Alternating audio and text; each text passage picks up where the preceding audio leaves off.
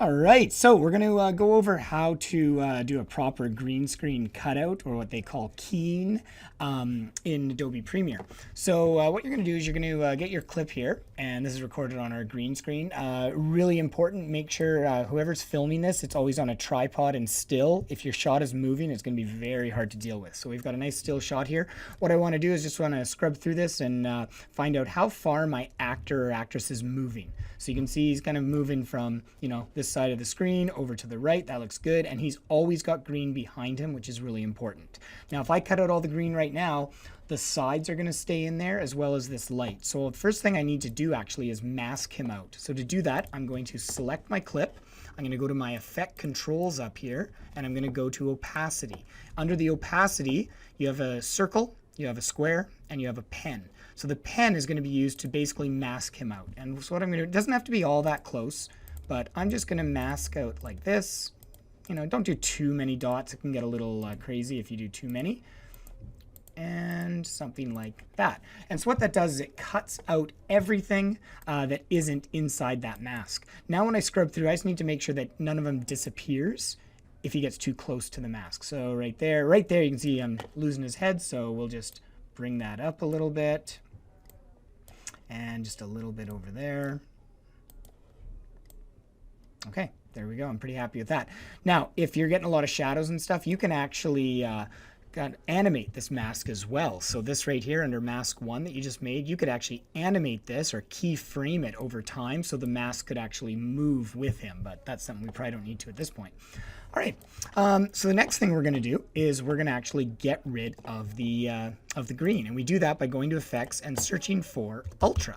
And in Adobe Premiere, we use Ultra key to get rid of our green. So we're just going to take the Ultra key effect, and we're going to drag it onto our clip, and we're going to get our options over here under our Effect controls for Ultra key. Now, some people will put the Ultra key on first and then they'll use the pen tool, and that is wrong. Do not do that. You have to use the pen in the opacity layer to mask out the whole clip. Then in the Ultra key layer, we can actually get rid of the green. So from here, we're going to start by taking the key color. Okay, so in this case, it's green. So take your eyedropper, and you're going to pick a green that's kind of in the middle, right? Like here, this is a dark green. This is probably maybe the lightest green. So I don't know, somewhere like that. And immediately it gets rid of a good collection of it. Not all of it by any means. And to get a perfect key can be difficult. So to fine tune this, what we're going to do is we're going to change the output of Ultra key to the alpha channel. And the goal of the alpha channel is to make your actor all white and everything else that you don't want all black. And you can see here we have shades of gray, so this is not a very good key. To deal with that keying, or to fine tune it, we're going to open up the next setting here, which is matte generation. And the best tip, I think, is just to work from the bottom up. So we're going to go from pedestal up to transparency. And all these blue values here are just variables that you can adjust. And you'll see in real time what happens. The first one is pedestal. Pedestal, just bring it up, right? As high as, well, don't go as high as you can go. Go as high as possible that you're getting rid of everything. In this case, even at 100, I'm still getting a little bit of stuff there, which is not ideal, but there's not much I can do aside from maybe going back to my masked path and maybe just making it a little tighter to the body there. There we go. Okay, so I've adjusted the pedestal. Let's try adjusting the tolerance a bit. And you can kind of go up and down. So I'm not seeing a lot. Maybe a little bit here is disappearing in the tolerance.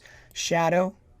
Okay, so I might want to lower it. If I lower it too much, he starts getting speckled, which means he's going to not be cut out very nice. So shadow, I'm going to think leave it 50. The highlight, you can see that's kind of where you have bright colors. You can tone those down a bit. And then transparency, just adjust it until he is completely white. Now, is this a perfect key? No, it's not. But it's not bad. It's a lot better than where it was. You could also play around in here with the matte cleanup a little bit. But to see how you've actually, how you've done for your job here, go back to output and change it from alpha back to composite. So now we can see here he is all cut out. The green is removed. Sometimes what I do as well is in my project files here, I just go up to a new item and I make a color matte, and I'll just pick some bright color. Let's try a red. Drag that in underneath him just to see how it looks on a bright color. So that's actually, I'm pretty happy with that. I know it's not a perfect key, But at full resolution here, it's looking pretty decent. All right, so I'm happy with my key. I'm going to get rid of that red now. So what am I going to do with this green screen? Well, that's where your creativity comes in. I'll just show you one quick little example here. I'm going to take this coffee cup that I downloaded.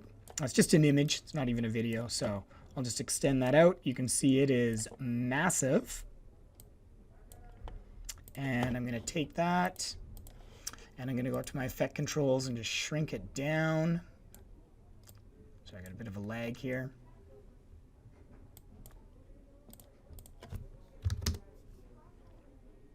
See how much smaller I can make that. That's no good. Maybe around 30, 36, 35. I don't know. 38, just so I don't see the black. There we go, that's not bad. Now what I also did is I ended up going in Photoshop before this, and I took that mug and I cut it out in Photoshop. So I was actually left with a second mug, which is just a PNG, so it's on a background there, or it's on no background. So if I take this and put that on top of there, and I set it to the exact same effect controls, which if you look at the main mug, it was 38%. So if I do that on the coffee cup mug there, and I set that to the same, which is 38, it should match up. So really all I've done is overlaid that one mug on top of the picture with the mug. And so now what I could do is I could take that mug here, okay, put it above my green screen, and now all of a sudden my green screen is behind the mug. Now he doesn't really look like he's in the right position right now. But now, because I've green screened him out, I can do anything I want. I could scale him down a bit. And again, I've got a bit of a lag on this right now. I'm not sure why, but just deal with it. See, there he is. So if I want to maybe have him come out as if he's going to, just a reminder of what he does on screen here. He's kind of looking around the corner a bit, and then he's walking out. So if right there I want him, make it look like he's kind of looking out from the mug there. So I don't see him, and all of a sudden he pokes his head out, and then he's just standing there. Okay, so I got myself a little green screen animation. If I really wanted to get fancy, I could probably try to put his reflection in the mug, which would be kind of cool. I would want to do a little color correction on him to make sure he matches the color in the scene. Like right now, I think it just doesn't look right. It looks like the lighting's off of it. So there's lots of adjustments you can do. But in terms of the overall creativity of it, you know, it's pretty simple, and yeah, kind of has a cool little effect there. So good luck with it, and if you have any questions, just ask your teacher.